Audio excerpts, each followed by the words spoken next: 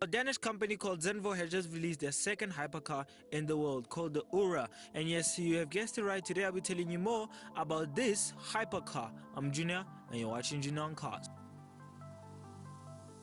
Let's get into the video and we'll start off with the stats as usual. Well, the Zenvo Aurora will actually have a 6.6 liter quad turbo V12 pushing out around 1,850 brake horsepower and 1,400 Newton meters of torque, while 0 to 60 2.5 seconds on a top speed of 227 miles per hour. While the Zenvo Aurora will actually have a 7-speed automatic as we usually know in most hypercars, and it will be also pedal shift as usual. While the V12 alone pushes around 1,250 horsepower alone without the electric motors. Yes, it doesn't have one or two, but it has 3 electric motors pushing out alone without the engine 600 horsepower alone, like I said. So it's crazy that Zenvo has actually put in 3 electric motors to push out a lot of horsepower from the Zenvo Aurora. And yes, the Zenvo Aurora is the first ever hybrid Zenvo ever made. This is the first, and for a first hybrid it does look good for the stats and quite fast, honestly speaking, because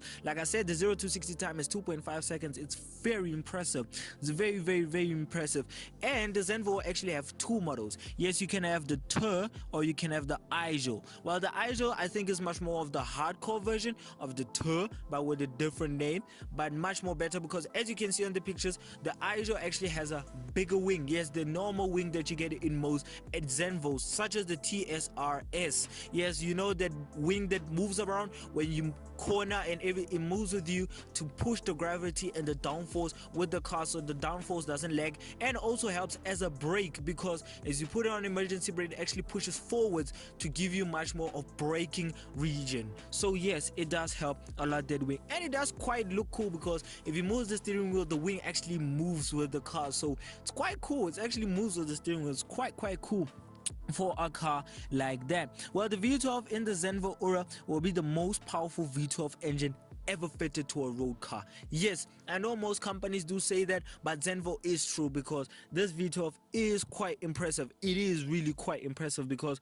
1,250 brake horsepower alone, literally alone, without the electric motors, is quite crazy for V12. I know V12s are, well, they are starting to push out, they are stunning to look at, and they also are crazy with performance and also power, but this is a very quite interesting V12, because this V12 in the Zenvo actually sits in a 90-degree hot V configuration. Yes, and the cylinders do, and the electric motors do closer to the cylinders and everything to give it much more of a boost. So yes, as we all know, most hybrid cars of today, yes, even though they have electric motors and everything, such as the P1. The P1 has a lot of performance in it because it has electric motors. Without the electric motors, yes, it will still have a lot of performance, but there would be something lacking in the P1.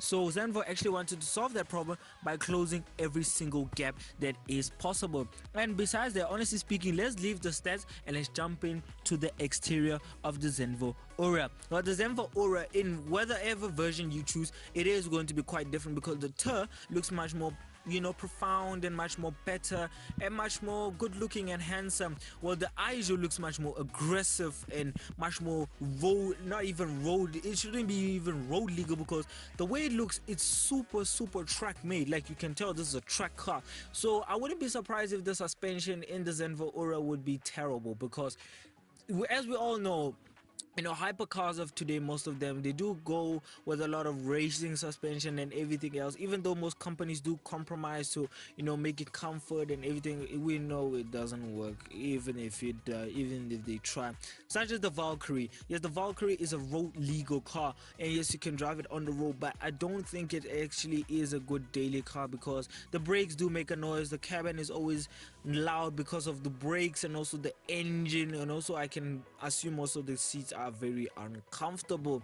But I hope Zenvo has actually solved this problem with the Agil, because the Agil is a road legal car, so it must be able to be comfortable and also able to be, you know, track focused at the same time. But the Tur, it actually looks much more better. It doesn't have that huge wing, it just has a nice slope. It's just clean and very nice and profound, and also very decent. It looks much more classier than the Agil. It's like well, it's like good versus evil, because I mean the Asia just looks absolutely crazy. I'm not gonna lie.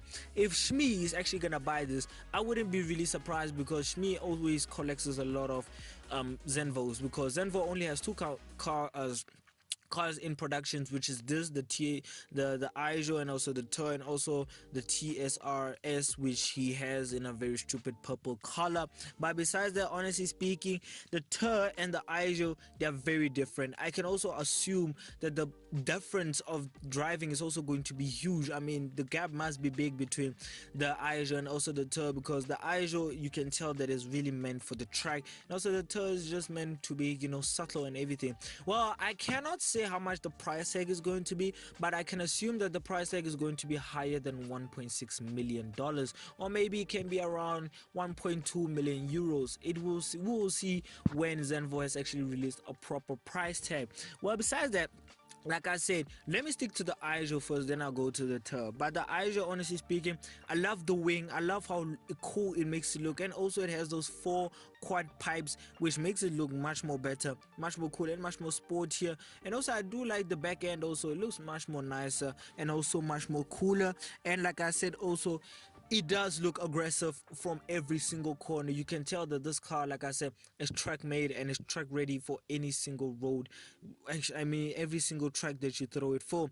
But the Tur is actually much more different. It's much more subtle. It looks like a much more of a daily, sports car. Well, I don't think it's a sports car, but a hypercar, because I mean, look at it.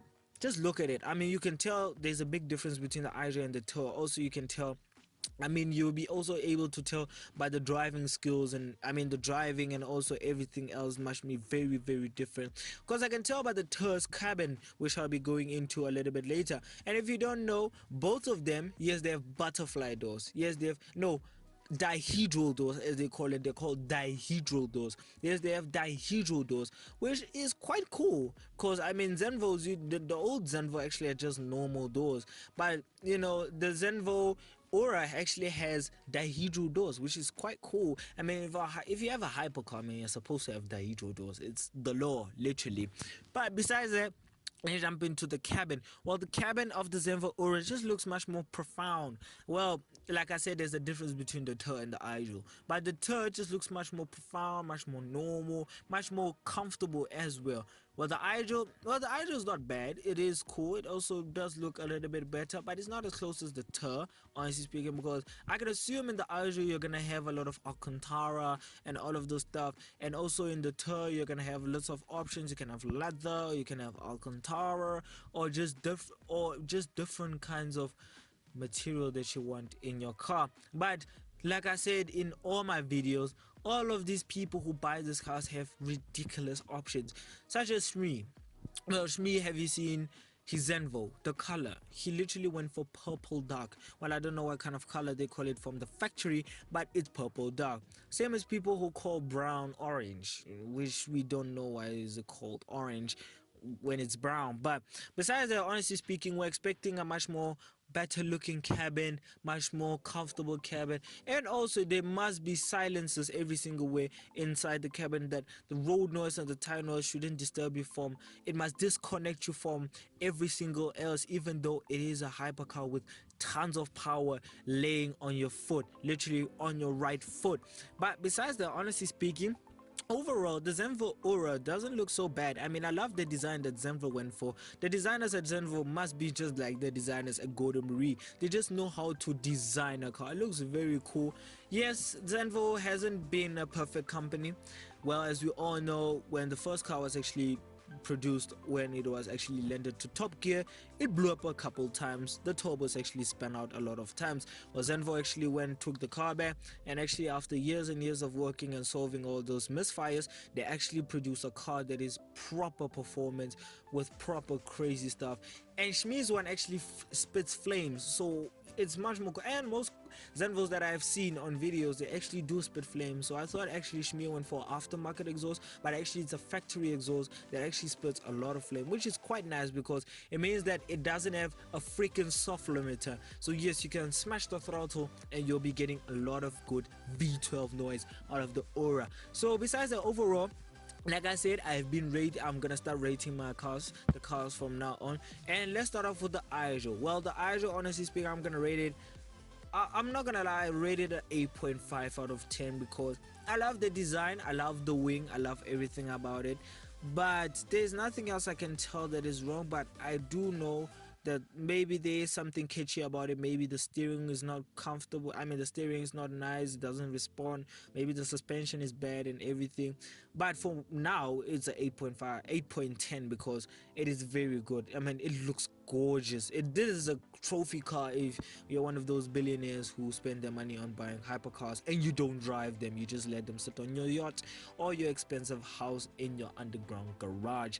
Well, the Tur, honestly speaking, I'm not gonna lie, a 9.5 because I love how decent it looks. It looks like a daily Zenvo that you can use on a daily basis, even though you do have 1,850 horsepower on your disposal. But overall, like I said, both of these cars are 8.5, 8.10 for the Agil and a 9.5 for the Tur because I love how decent it looks. But overall, I do love both of them, and hopefully, like I said in all my videos, all my unique viewers, let's get my subscribers up at least to 500 subscribers. Then we can start doing much more better reviews, and maybe I can start getting, start going to dealerships and go and start reviewing cars such as this, the Zenvo Aurora. But you guys have to help me by subscribing and also following my Instagram page at Junior on Cars. But I have been saying this, overall, this car is the best looking Zenvo I have seen in a long time. Yes, there's nothing with the TSR's design, but honestly speaking, the Zenvo Aurora just looks much more better and much more profound. And I love how Zenvo went back to the drawing board and cleaned out all the messes that they've been doing all these years. Well, like I said, if you want to, like I say in most of my hypercar videos, if you do watch my videos, and if you don't, click onto the main channel to go and watch them. Well, overall, I mean, actually not actually overall, but like I say in most of my videos, people will still buy this car even though this is buyer's advice. But my honest advice is buy the Tur, because I know the Agil is going to be more expensive and a lot of hardcore stuff in it, but the Tur will be actually be much more better, subtle and everything else. So, or instead, if you're a billionaire, just buy both. I mean, it's not gonna hurt your bank account because you're a billionaire. You have money in Sweden or Switzerland or wherever you live.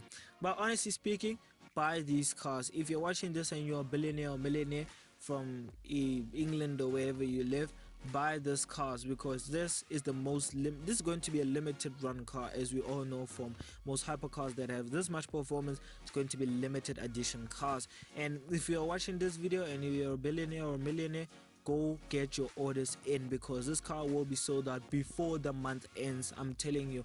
And even if it's not a limited run, you will still be on a waiting list of 2 or maybe 3 years. So if you're watching this car hasn't come out yet, go and get your orders in. So overall, I love the Zenvo Aurora and I can't wait to see it on the road. So if you enjoyed the video, if you did, please give it a like, comment, subscribe. And if you want to watch more videos on mine, click onto the main channel to go and watch more videos on mine. And if you want to know more about my channel, go and visit our Instagram page. Actually not visit, follow our Instagram page, which is on Junior on Cars. And I thank every single person who watches my video. So bye.